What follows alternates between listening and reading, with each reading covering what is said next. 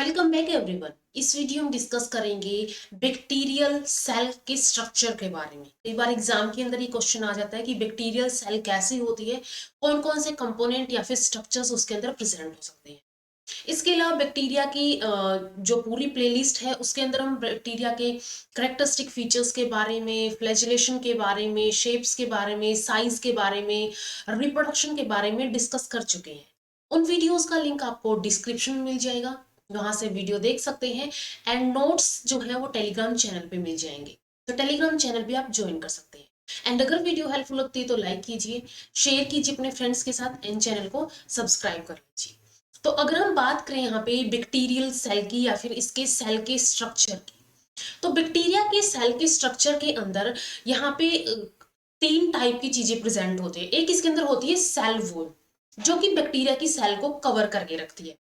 इसके cell wall के अंदर होता है साइटोप्लाज्म, ठीक है। एंड एक होता है यहाँ पे न्यूक्लियर बॉडी और न्यूक्लियोइड। अब हमें पता है बैक्टीरिया क्या होते हैं, प्रोकैरियोट्स होते हैं। प्रोकैरियोट्स के अंदर जो न्यूक्लियस होता है वो एनवेलप्ड नहीं होता है, यानी कि वेल डिफाइंड न्यूक्लियस नहीं होता है। तो इनके अंदर जो जेनेटिक मटेरियल है या फिर न्यूक्लियर बॉडी है उसको न्यूक्लियोइड बोलते हैं, एंड वो स्कैटर्ड होता है साइटोप्लाज्म के अंदर।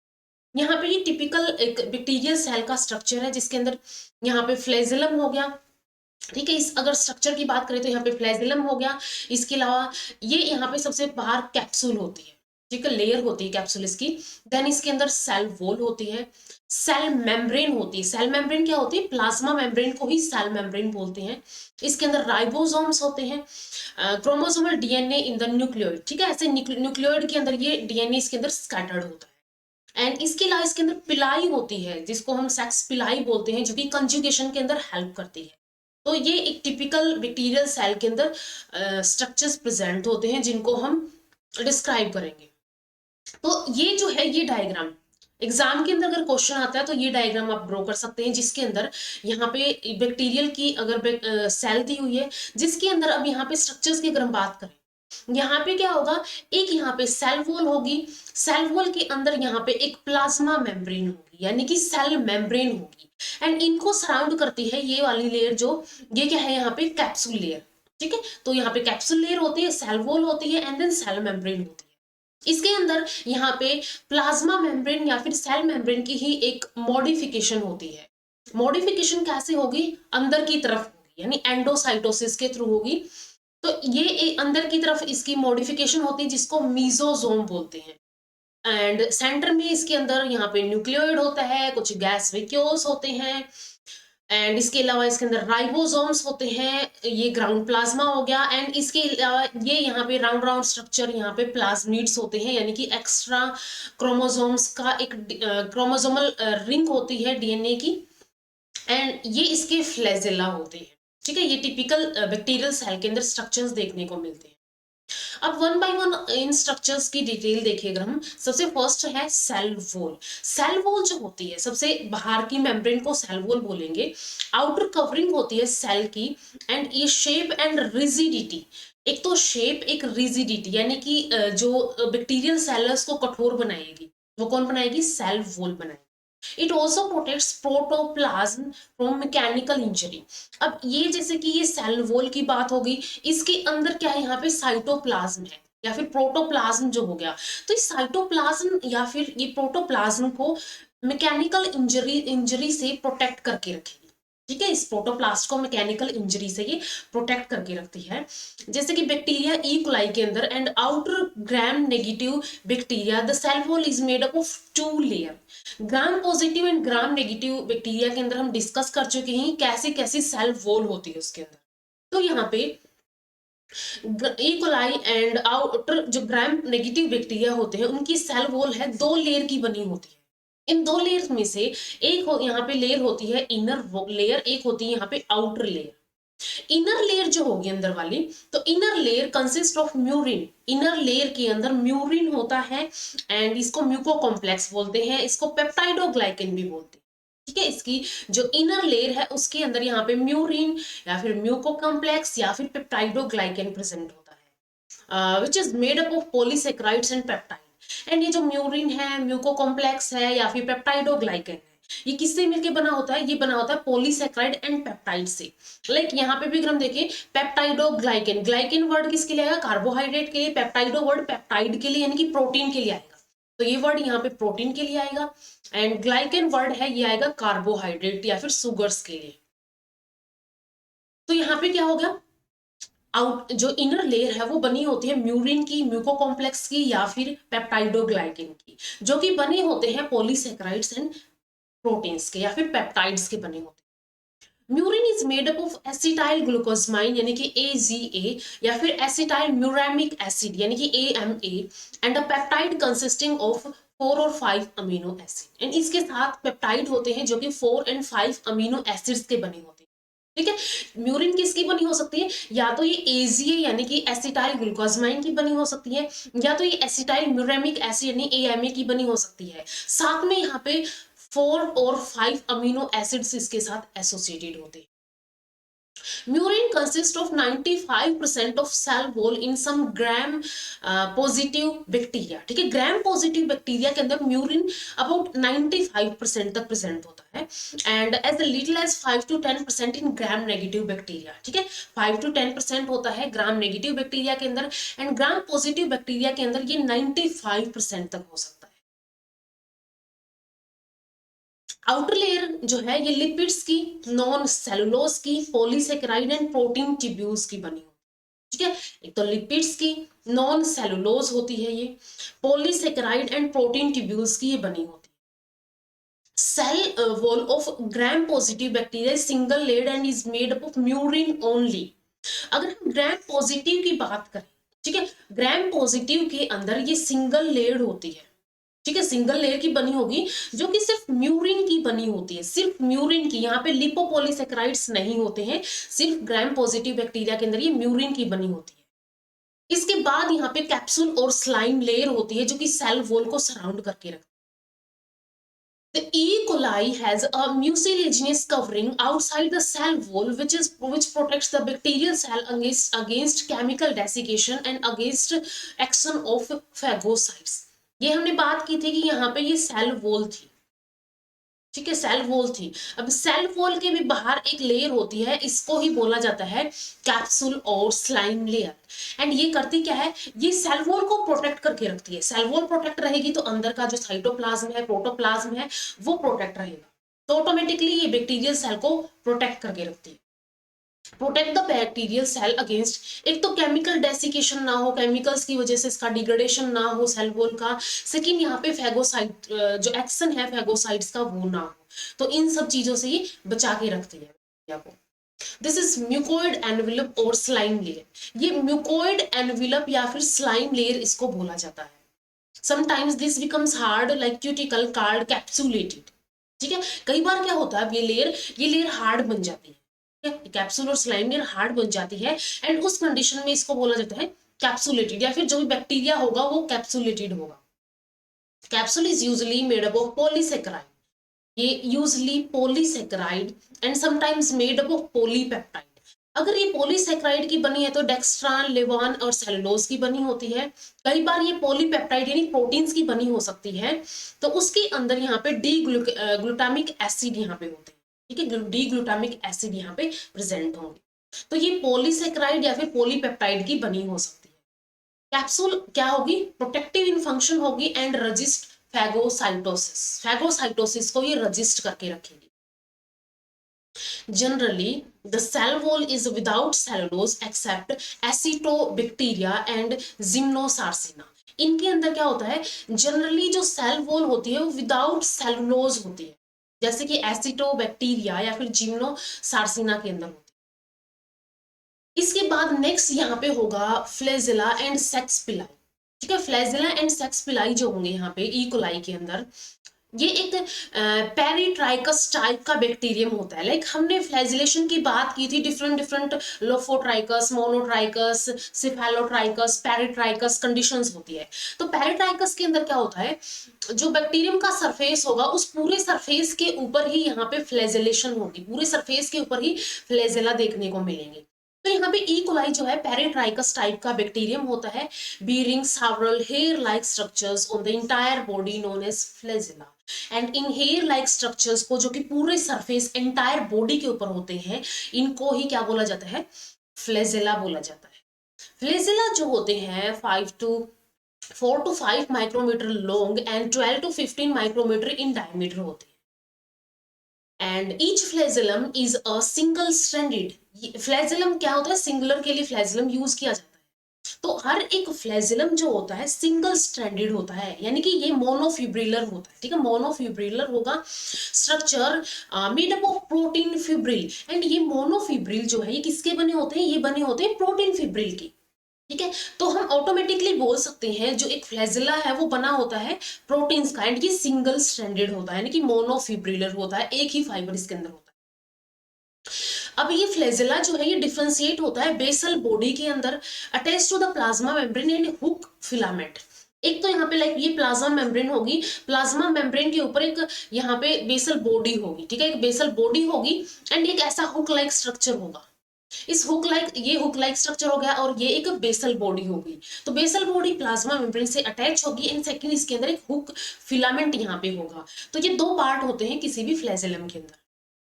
Basal body and hook form the lower thickened part of the flagellum. अब ये बेसल बॉडी है एंड जो हुक है वो क्या फॉर्म करता है इसका, वो थिकेंड पार्ट जो होता है फ्लैजेलम का बेसल साइड में वो फॉर्म करता है। In addition to flagella, minute hair-like short narrow protoplasmic projection are also called around the male bacterium cell of E. coli. ये तो हमने बात कर ली कि ये हो गया यहाँ पे बेसल बॉडी एंड हुक जो है वो थिकेंड पार्ट यहाँ पे फ्लैजेलम का फॉर्म करते हैं। इसके एडिशन में, फ्लैजेला के एडिशन में यहाँ पे minute hair like short narrow protoplasmic projections होती हैं, जो कि अराउंड द मेल बैक्टीरियम होती है ई कोलाई के अंदर, ठीक है। मेल बैक्टीरियम के अंदर, मेल बैक्टीरियम अगर कंजुगेशन हमने डिस्कस की थी, वो वीडियो अगर आपने देखी हो तो उसका लिंक भी आपको डिस्क्रिप्शन में मिल जाएगा। तो उसके अंदर हमने डिस्कस किया था F positive and F negative factor के बारे में। एफ पॉजिटिव फैक्टर जो है डोनर सेल के अंदर था, एफ नेगेटिव फैक्टर क्या था, ये प्रेजेंट था जो रिसेप्टर था उसके अंदर, या फिर रेसिपिएंट सेल थी उसके अंदर। तो ये जो एफ पॉजिटिव सेल है ये एक्ट करता है मेल की तरह, एंड एफ नेगेटिव सेल है ये एक्ट करता है फीमेल की तरह। तो ये एफ पॉजिटिव सेल के पास कुछ हेयर लाइक प्रोसेसेस होती है, माइन्यूट हेयर लाइक प्रोसेसेस होती है, जिनको सेक्स पिलाई बोला जाता है। तो ये मेल बैक्टीरियम के अंदर प्रेजेंट होती है, और ये जो पिलाई होती है, pili are 3 to 5 micrometer in diameter होती है, हेल्प इन मेल और डोनर सेल, ठीक है, एफ पॉजिटिव या फिर जो मेल सेल होगी in the attachment to the female during sexual reproduction, जिसको कंजुगेशन बोला जाता है, इसलिए इनको सेक्स पिलाई बोला जाता है, ठीक है। तो ये सेक्स पिलाई किस में हेल्प करती है, ये सेक्स पिलाई हेल्प करती है कंजुगेशन टू अटैच होने में। जो एफ नेगेटिव बैक्टीरियम होगा उसके साथ ये क्या करेगी, अटैच होने में हेल्प करती है, या फिर हम बोल सकते हैं जो फिजिकल इनके अंदर मीटिंग होती, फिजिकल अटैचमेंट होती, उसके अंदर ये सेक्स पिलाई हेल्प करेंगी।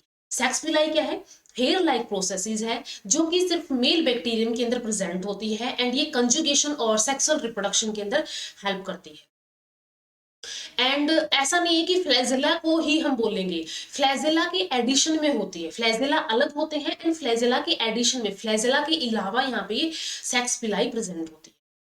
तो फ्लैजेला क्या था, फ्लैजेला यहाँ पे पेरिट्राइकस टाइप का होता है ई कोलाई के अंदर, एंड इस फ्लैजेला के दो पार्ट होते हैं, एक यहाँ पे बेसल बॉडी होती है, एक हुक लाइक स्ट्रक्चर होता है, एंड ये सिंगल स्ट्रैंडेड होता है जो कि प्रोटीन का बना होता है। बिसाइड्स दिस फ्लैजेला, यहाँ पे in addition of flagella minute hair like short narrow protoplasmic projections होती है, जिनको सेक्स पिलाई बोला जाता है, जो कि हेल्प करती है कंजुगेशन और सेक्सुअल रिप्रोडक्शन के अंदर फीमेल से, या फिर एफ नेगेटिव, या फिर हम बोल सकते हैं रेसिपिएंट सेल से अटैचमेंट के से। इसके बाद नेक्स्ट है cytoplasmic membrane. Outside the cytoplasm हमने बात कर ली, एक लेयर थी यहाँ पे कैप्सूल की, सबसे आउटर में कैप्सूल लेयर थी, कैप्सूल के अंदर यहाँ पे सेल वॉल, एंड इसके अंदर यहाँ पे प्रेजेंट है, ठीक है, इसके अंदर यहाँ पे प्रेजेंट है outside the cytoplasm there is a membrane known as plasma membrane. इसको बोला जाता है, इसके अंदर जो मेम्ब्रेन है उसको प्लाज्मा मेम्ब्रेन बोला जाता है। या फिर साइटोप्लाज्मिक मेम्ब्रेन हम क्यों बोल रहे हैं, क्योंकि ये साइटोप्लाज्म को कवर करके रखती है, which is 20 to 40 mm strong, thick and semi permeable in nature। हमें पता है वैसे भी जो प्लाज्मा मेम्ब्रेन होती है वो सेमी परमेबल इन नेचर होती है, तो यहाँ पे भी सेमी परमेबल इन नेचर होती है। Semi means half, permeable means permit करेगी। ये सिर्फ ऐसा नहीं है कि सारी चीजों को परमिट कर देगी, ये सेमी परमेबल होती है, कुछ पार्टिकल्स के को ही परमिट करेगी कि वो सेल के अंदर एंट्री ले या फिर सेल के बाहर एग्जिट करे। तो ये 20 to 40 mm स्ट्रॉन्ग थिक होती है। It is made up of three-layered lipoprotein structures and rich in oxidative enzyme which help in respiration, hence also termed as respiratory membrane। जैसे कि यूकैरियोट्स के अंदर होती है माइटोकॉन्ड्रियल मेम्ब्रेन होती है, और माइटोकॉन्ड्रिया उसके अंदर बहुत सारे ऑक्सीडेटिव एंजाइम्स होते हैं, वैसे ही इसके अंदर ये 3 लेयर्ड होती है। बैक्टीरिया की सेल छोटी सी होती है, उसके पास इतने स्ट्रक्चर्स नहीं होते हैं कि वो अलग अलग ऑर्गेनल उसके अलग अलग फंक्शन परफॉर्म करे जैसे कि यूकैरियोटिक सेल के अंदर होती है। तो इसके अंदर इसकी जो मेम्ब्रेन है वही इसकी ऑक्सीडेटिव एंजाइम या फिर रेस्पिरेटरी मेम्ब्रेन की तरह एक्ट करती है, जिसके अंदर ऑक्सीडेटिव एंजाइम्स होते हैं जो कि ऑक्सीडेशन के अंदर हेल्प करेंगे। ठीक है, तो ये 3 लेयर्ड है लिपोप्रोटीनस स्ट्रक्चर होती है, 3 लेयर से बनी होंगी। प्लाज्मा मेम्ब्रेन जो है 3 लेयर्ड होगी एंड ये लिपोप्रोटीनस स्ट्रक्चर होती है, लिपोप्रोटीनस स्ट्रक्चर होती है। अब लिपोप्रोटीनस स्ट्रक्चर है जो कि ऑक्सीडेटिव एंजाइम्स के अंदर रिच होगी। ठीक है, इसके अंदर ऑक्सीडेटिव एंजाइम्स प्रेजेंट होंगे एंड ये ऑक्सीडेटिव एंजाइम्स क्या करेंगे, ये रेस्पिरेशन में हेल्प करेंगे। ठीक है, रेस्पिरेशन में हेल्प करेंगे एंड इसलिए इसको रेस्पिरेटरी मेम्ब्रेन बोला जाता है। ठीक है, इसलिए इसको रेस्पिरेटरी मेम्ब्रेन बोला जाता है। तो साइटोप्लाज्मिक मेम्ब्रेन और प्लाज्मा मेम्ब्रेन को ही यहाँ पे रेस्पिरेटरी मेम्ब्रेन बोला जाता है। इन bacteria components of electron transport chain, जिस जो रेस्पिरेशन होती है उसको ईटीसी हम या फिर इलेक्ट्रॉन ट्रांसपोर्ट चेन बोलते हैं, all located in the plasma membrane. वो सारी की सारी इसके अंदर प्लाज्मा मेम्ब्रेन के अंदर ही लोकेटेड होती है। ठीक है, सारी जो भी यहाँ पे रेस्पिरेशन की प्रोसेसेस होगी उनके लिए जो भी एंजाइम्स होंगे वो इसकी प्लाज्मा मेम्ब्रेन के अंदर ही प्रेजेंट होंगे। Plasma membrane is the vital layer of cell और ऑस्मोटिकली सेंसिटिव होती है। ये एक वाइटल लेयर है सेल की एंड ये कैसी होती है, ऑस्मोटिकली सेंसिटिव होती है। It helps in formation of mesosome. अब ये जो प्लाज्मा मेम्ब्रेन है, ठीक है, लाइक ये प्लाज्मा मेम्ब्रेन है, प्लाज्मा मेम्ब्रेन जो है मीजोजोम फॉर्मेशन ऐसे इनफोल्डिंग्स होती है। ठीक है, इनफोल्डिंग्स होती है एंड इन इनफोल्डिंग्स को बनाने में हेल्प करती है एंड इन इनफोल्डिंग्स को ही मीजोजोम बोला जाता है। ठीक है, तो ये मीजोजोम की फॉर्मेशन में हेल्प करती है। इसके बाद नेक्स्ट इज द साइटोप्लाज्म। ठीक है, हमने देखा यहाँ पे एक लेयर कैप्सूल थी, कैप्सूल के बाद यहाँ पे सेल वॉल थी, सेल वॉल के बाद यहाँ पे प्लाज्मा मेम्ब्रेन थी जो कि 3 लेयर्ड थी एंड इसको रेस्पिरेटरी मेम्ब्रेन बोला जाता है। इसके अंदर जो मटेरियल प्रेजेंट है उसको साइटोप्लाज्म बोलेंगे। तो साइटोप्लाज्म जो है inner to the cell membrane के अंदर is present colourless, translucent and viscous cytoplasm यहाँ पे प्रेजेंट होता है। In aqueous solution of salts, sugars, amino acids, vitamins, coenzymes, mesosomes and ribosomes। अब यहाँ पे प्रेजेंट होते हैं साल्ट्स के सॉल्यूशन, सुगर्स के सॉल्यूशन, अमीनो एसिड्स के सॉल्यूशन, विटामिन्स यहाँ पे होते हैं, कोएंजाइम्स होते हैं, राइबोसोम्स होते हैं एंड मीजोसोम्स भी इसी साइड हैंग करते हैं। ठीक है, मीजोसोम भी इसी साइड हैंग करते हैं। ब्रोक ने 1970 के अंदर इसको सेल पूल बोला था। ठीक है, 1970 के अंदर इसको सेल पूल बोला था cytoplasm. It has reversed food material in the form of reserve food material in the form of glycogen and lipid globules. अब इसके अंदर यहाँ पे एक तो हमने बोला कि solutions of salt, sugars, amino acids, vitamins, coenzymes, ribosomes, mesosomes, ये सब चीजें प्रेजेंट होती है।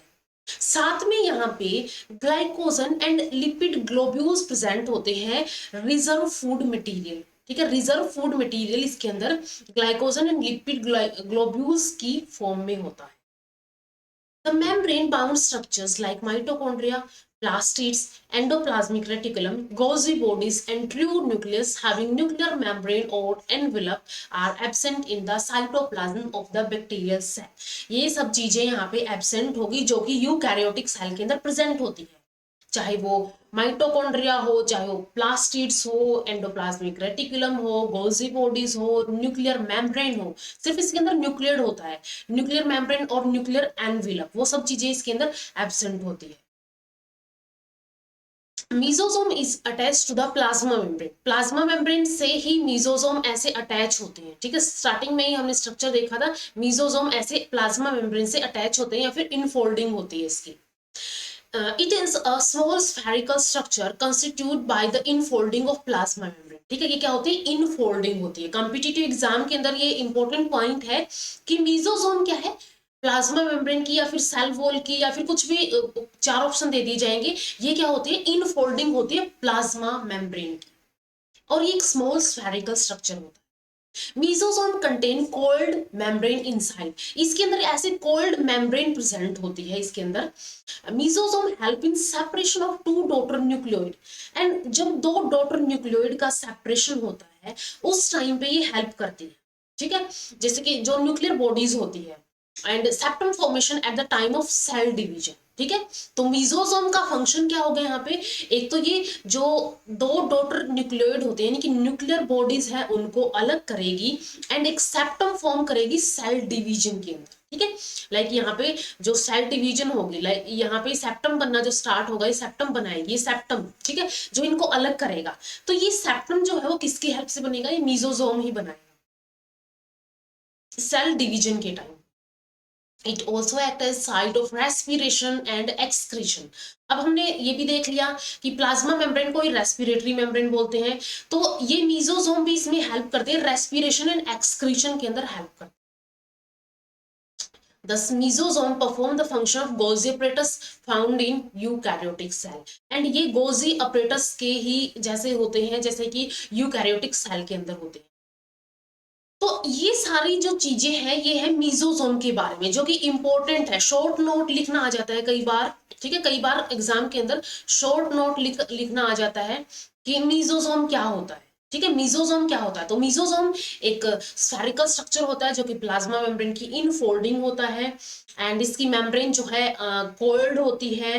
फंक्शन अगर बात करें हम फंक्शन में, रेस्पिरेशन, एक्सक्रीशन, दो डॉटर न्यूक्लियोइड्स को अलग करेगा, एंड सेप्टम फॉर्मेशन करेगा सेल डिवीजन के टाइम पे। इसके अलावा गोल्जी apparatus का भी फंक्शन ये परफॉर्म, तो मीजोसोम के बारे में हो गया।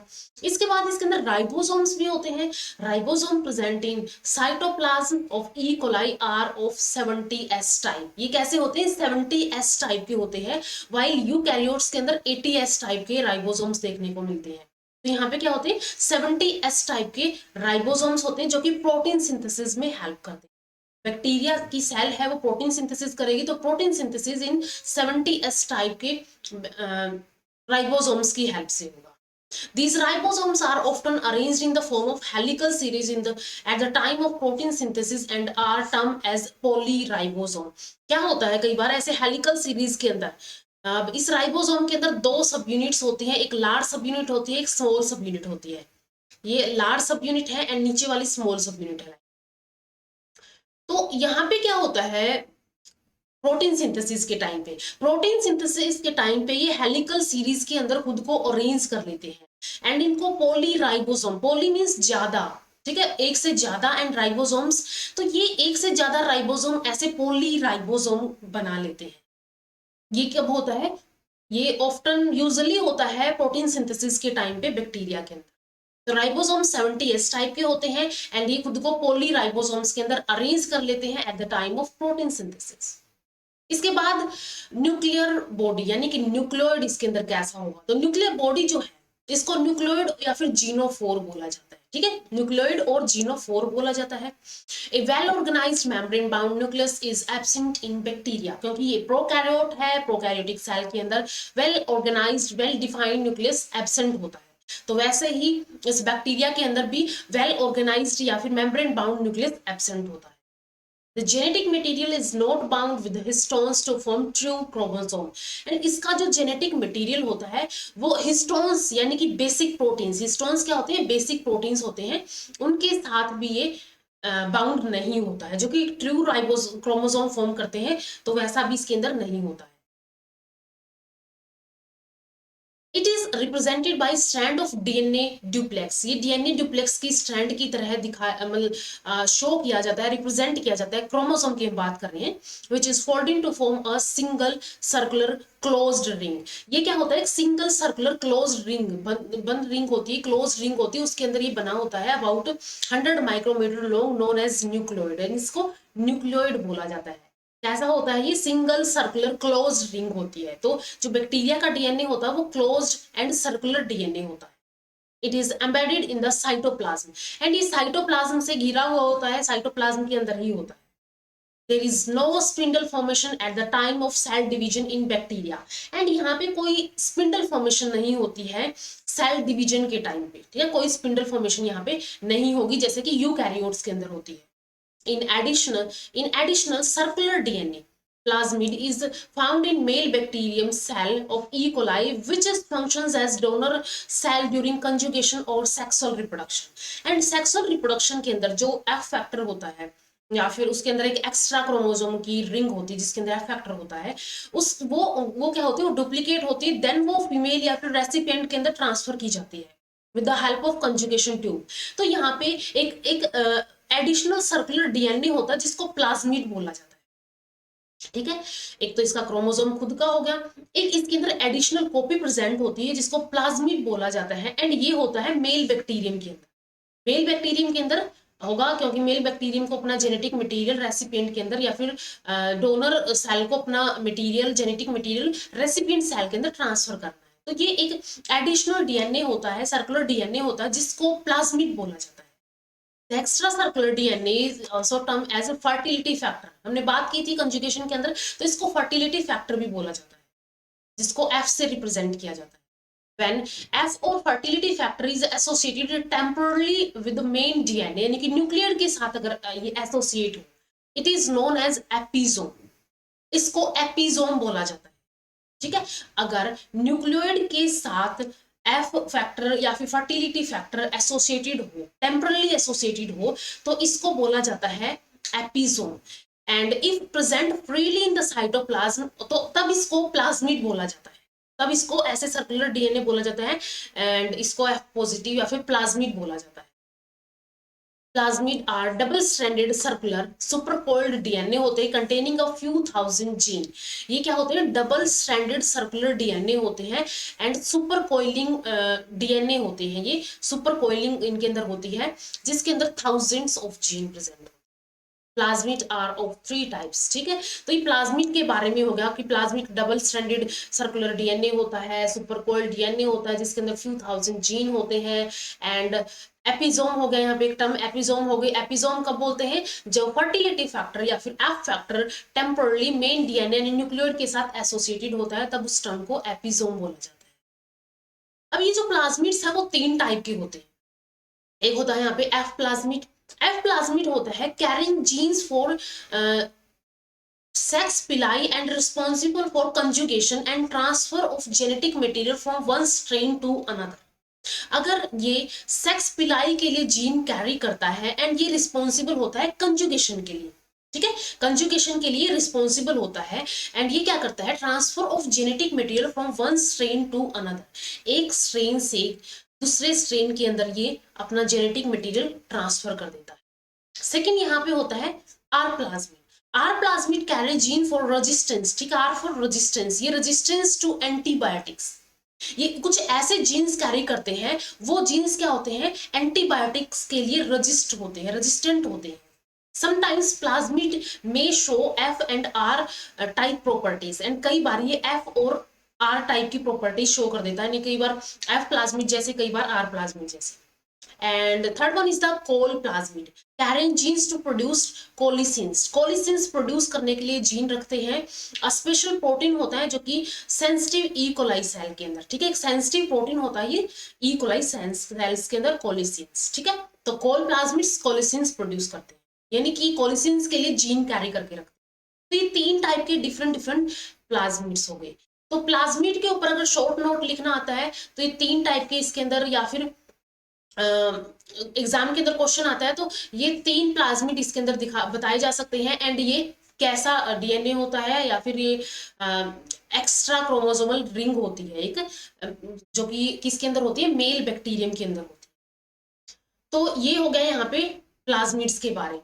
तो इस वीडियो में हमने डिफरेंट डिफरेंट बैक्टीरिया के स्ट्रक्चर्स के अंदर कैप्सूल हो गई, सेल वॉल हो गई, देन इसके अंदर प्लाज्मा मेम्ब्रेन हो गई जिसको रेस्पिरेटरी मेम्ब्रेन बोलते हैं। इसके बाद प्लाज्मा मेम्ब्रेन से मीजोजोम, यहाँ पे मीजोजोम्स की इनफोल्डिंग होती है।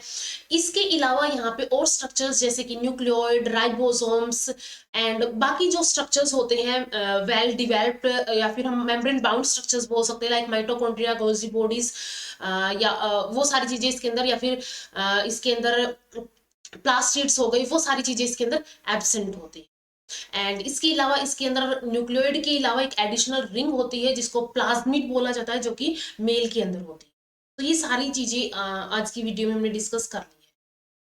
तो इस वीडियो में इतना ही, मिलते हैं नेक्स्ट वीडियो के अंदर। एंड अगर वीडियो हेल्पफुल लगी हो तो लाइक कीजिए, शेयर कीजिए अपने फ्रेंड्स के साथ, एंड चैनल को सब्सक्राइब कर लीजिए। Thank you so much.